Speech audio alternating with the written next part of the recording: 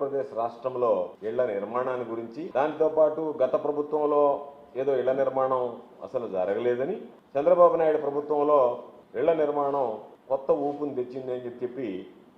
ఆయన ప్రసంగించడం జరిగింది. వాటి రెంటి మీద వివరణ ఇవ్వాలనేటువంటి ఆలోచనతో, ప్రజలకు వాస్తవాలు తెలియజేయాలనేటువంటి లక్ష్యంతో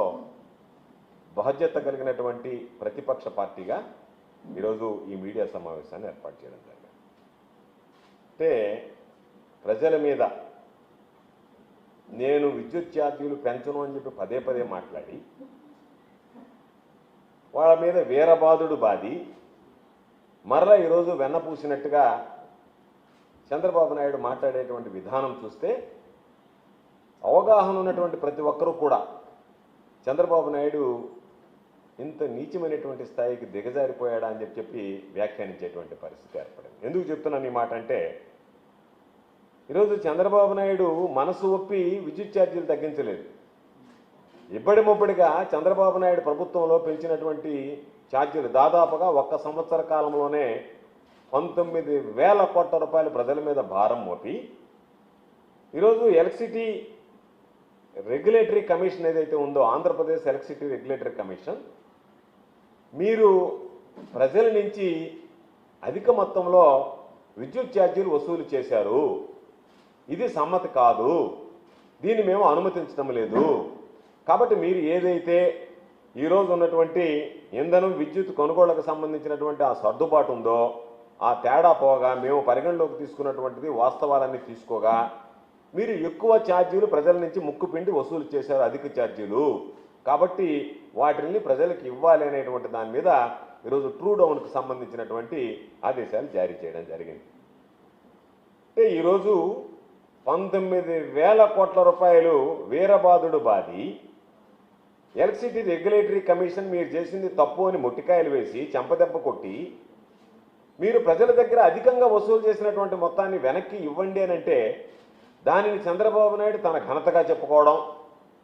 కొన్ని ఎల్లో మీడియాకి సంబంధించినటువంటి చంద్రబాబు నాయుడు అనుకూల మీడియా ఏ రోజు లేనటువంటి విధంగా చరిత్రలో ఈరోజు చంద్రబాబు నాయుడు గారు ఇది ప్రజలకి భారం తగ్గించాడు అని చెప్పి మాట్లాడడం అనేటువంటిది, ఆయన ఘనతగా ఈరోజు మాట్లాడడం అనేటువంటిది దౌర్భాగ్యపు ఎల్లో మీడియాలో ఏమి మాట్లాడాలనో కూడా తెలియనటువంటి పరిస్థితి. ఈ మాట ఎందుకు చెప్తున్నామంటే వాస్తవాలు తెలియాల్సినటువంటి పరిస్థితి. దాదాపుగా ఈరోజు లెక్క కడితే విద్యుత్ ఛార్జీల విషయంలో చంద్రబాబు ప్రభుత్వానికి ఎలక్ట్రిసిటీ రెగ్యులేటరీ కమిషన్ మొట్టికాయలు వేసి 923,55,00,000 రూపాయలు ప్రజల నుంచి మీరు ఏదైతే అధికంగా వసూలు చేశారో, చేయకుండా పరిమితిని మించి ఎటువంటి ఆమోదం లేకుండా అన్యాయంగా అక్రమంగా ప్రజల నుంచి మీరు వసూలు చేసినటువంటి మొత్తం 923,55,00,000 రూపాయలు నవంబరు ఒక్క సంవత్సర కాలంలో దీన్ని సర్దుబాటు చేయండి అని చెప్పి ఆదేశాలు ఇస్తే, నవంబర్ నుంచి దాన్ని సర్దుబాటు చేయడానికి ఈరోజు చర్యలను ఉపక్రమించండి అని చెప్పి ఆదేశిస్తే ఎలక్ట్రిసిటీ రెగ్యులేటరీ కమిషన్ దాని ప్రకారం ఈరోజు తగ్గించి ఈరోజు దానికి సంబంధించినటువంటి దాంట్లో ఏదో ఊరట కలిగించినట్టుగా మాట్లాడడం అనేటువంటిది దురదృష్టకరమైనటువంటి విషయం. ఎందుకు చెప్తున్నామంటే, మీరు చెప్పాల్సింది ప్రజల దగ్గర అక్రమంగా వసూలు చేసినటువంటి మొత్తం, మీరు తీసుకోవలసినటువంటి దానికన్నా పరిమితికి మించి ఎలక్ట్రిసిటీ రెగ్యులేటరీ కమిషన్ ఇచ్చినటువంటి దానికి అనుమతి లేకుండా ఆ పరిమితి దాటి 923,55,00,000 రూపాయలు ప్రజల నుంచి వసూలు చేయడం అనేటువంటిది నేరం, అక్రమం, ఘోరం. అటువంటిది మీరు చేసినటువంటి తప్పును సరిదిద్దుకోండి అని చెప్పి మీరు ప్రజల నుంచి వసూలు చేయాల్సిన దానికన్నా అధిక మొత్తంలో దారుణంగా అన్యాయంగా మీరు వసూలు చేశారు, కాబట్టి ఇది సమ్మతం కాదు అని చెప్పి ప్రజలను మోసం చేసి మభ్యపెట్టి మీరు వసూలు చేసినటువంటి మొత్తాన్ని వెనక్కి ఇచ్చేయండి అని చెప్పి మీకు అక్షంతలేస్తే ఎలక్ట్రిసిటీ రెగ్యులేటరీ కమిషన్ దాన్ని ఏదో పాపం ట్రూ డౌన్ అనేటువంటిది సిగ్గుపడాల్సినటువంటి విషయం. అంటే ప్రజల దగ్గర నుంచి విద్యుత్ ఛార్జీలు పెంచను అని చెప్పినటువంటి చంద్రబాబు విద్యుత్ ఛార్జీలు పెంచడమే ఒక సిగ్గుమాలినటువంటి చర్య అయితే, దానిలో ఎలక్ట్రిసిటీ రెగ్యులేటరీ కమిషన్ మించి కూడా డిస్కంలో ప్రతిపాదిస్తే వాటికి సంబంధించి వాళ్ళు అభ్యంతరం తెలిపితే దాన్ని మించి నువ్వు వసూలు చేస్తే, నీ వసూళ్లను తప్పుపడితే, ప్రజల నుంచి నువ్వు అక్రమంగా వసూలు చేసావు కాబట్టి ఆ అక్రమంగా వసూలు చేసినటువంటి మొత్తాన్ని వెనక్కి ఇవ్వండి అంటే దానిని ప్రజలకు క్షమాపణలు చెప్పి ఈ ప్రభుత్వం మాట తప్పింది, మాట తప్పడమే కాకుండా విద్యుత్ ఛార్జీలు పెంచడమే కాకుండా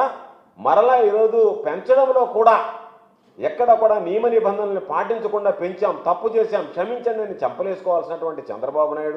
నాయుడు ప్రభుత్వం, కూటమి ప్రభుత్వం ఈరోజు దానికి సంబంధించినటువంటి దాంట్లో ప్రజలకు ఏదో పెద్ద ఊరట కలిగించినట్టుగా, ఎప్పుడూ లేనటువంటి విధంగా కరెంట్ ఛార్జీలు తగ్గించినట్టుగా ఎల్లో మీడియాలో కథనాలు రావడం అనేటువంటిది దురదృష్టకరమైనటువంటి విషయం. అయితే ఈరోజు ట్రూ అప్ ఛార్జీలకు సంబంధించినటువంటి దాంట్లో 923,55,00,000 రూపాయలు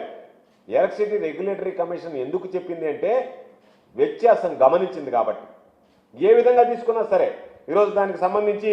fuel and power purchase cost adjustment, ఏదైతే ఇంధన విద్యుత్ కొనుగోళ్లకు సంబంధించినటువంటి లావాదేవీలలో వ్యత్యాసాలు ఉంటాయో వాటిని పరిగణలోకి తీసుకున్న తర్వాత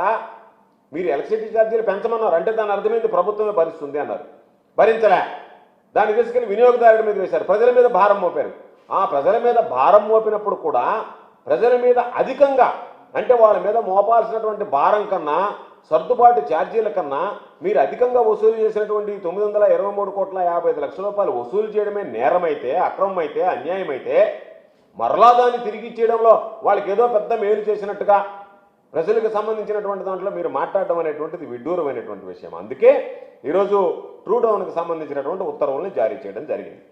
దీన్ని ఒకసారి చెప్పారు, ఎప్పుడు వైఎస్ఆర్సీపీ ప్రభుత్వంలో ట్రూ అప్ ఛార్జీలు తప్ప ట్రూ డౌన్ ఛార్జీలు అనేటువంటివి ఎక్కడా జరగలేదు, అది ఒక్క చంద్రబాబు నాయుడు పరిపాలనలోనే సంభవం అయింది అని చెప్పి ఆ ఎల్లో మీడియా రాసింది. అంటే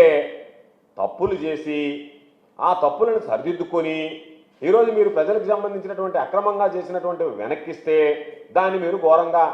చాలా ఇదిగా మాట్లాడుతున్నారు, చాలా మేలు చేసినట్టుగా.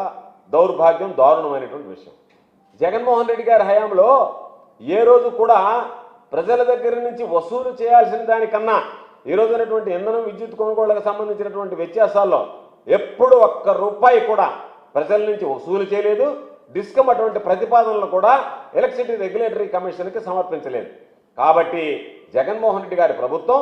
ప్రజలకు సంబంధించి న్యాయబద్ధంగా వ్యవహరించింది కాబట్టి, జగన్మోహన్ రెడ్డి గారు ప్రజల పట్ల న్యాయబద్ధంగా వ్యవహరించాడు కాబట్టి, ప్రజల నుంచి ఏ విధంగా ప్రజలకు ఇవ్వాలనేటువంటి ఆలోచన చేశాడు తప్ప ప్రజల నుంచి లాక్కోవాలనేటువంటి ఆలోచన జగన్మోహన్ రెడ్డి గారు చేయలేదు. కాబట్టి ఒక్కరోజు కూడా ఇటువంటి దుర్మార్గమైనటువంటి ట్రూ డౌన్ ఛార్జీలు ప్రజలకి తిరిగి చెల్లుబాటు చేయించాల్సింది ఎలక్ట్రిసిటీ రెగ్యులేటరీ కమిషన్తో మొటిక్కాయలు వేసుకుని రావాల్సినటువంటి పరిస్థితులు జగన్మోహన్ రెడ్డి గారికి వైఎస్ఆర్ కాంగ్రెస్ పార్టీ ప్రభుత్వంలో ఇప్పుడు రాలేదు. ప్రజలు గమనించాల్సింది జగన్మోహన్ రెడ్డి గారు చేసినటువంటి మేలు ఎక్కడైతే ప్రజలకు సంబంధించినటువంటి ఇంధన సర్దుబాటు ఛార్జీలు ఉన్నాయి అంతవరకు వసూలు చేయడం. చంద్రబాబు నాయుడు చేసినటువంటి ఘోరం, నేరం, అక్రమం, అన్యాయం ప్రజల దగ్గర నుంచి వసూలు చేయాల్సిన దానికన్నా ఎక్కువ వసూలు చెయ్యను అని చెప్పి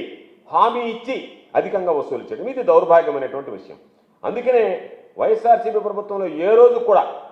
రకరకాలైనటువంటి కారణాలు చెప్పి విద్యుత్ ఛార్జీలు ఏ రోజు పెంచినటువంటి దాఖలాలు లేవు. కాబట్టి ఏపీ ఎలక్ట్రిసిటీ రెగ్యులేటరీ కమిషన్ ఏ రోజు కూడా వైఎస్ఆర్ కాంగ్రెస్ పార్టీ ప్రభుత్వాన్ని మీరు తప్పులు చేశారని చెప్పడమో, మొట్టికాయలు వేసేటువంటి పరిస్థితులు రాలేదు. కాబట్టి జగన్మోహన్ రెడ్డి గారి ప్రభుత్వంలో ట్రూ డౌన్ అనేటువంటి మాటే ఎప్పుడు కూడా వినిపించలేదు. కాబట్టి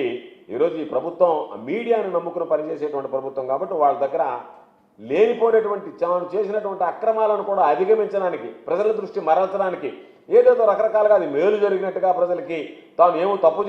తప్పు చేసి వాళ్ళ దగ్గర అధికంగా వసూలు చేసినటువంటి చంద్రబాబు నిస్సిగ్గుగా, నిర్లజ్జగా ఈరోజు నేను మేలు చేస్తున్నానని ప్రకటించడం అనేటువంటిది ఇది బహుశా భారతదేశ చరిత్రలో కాదు, ప్రపంచ చరిత్రలో కూడా ఏ నాయకుడికి కూడా ఇంత సాహసం చేయడు, ఏ నాయకుడు కూడా ఇంత దౌర్భాగ్యంగా ప్రవర్తించేటువంటి పరిస్థితి ఉండదు.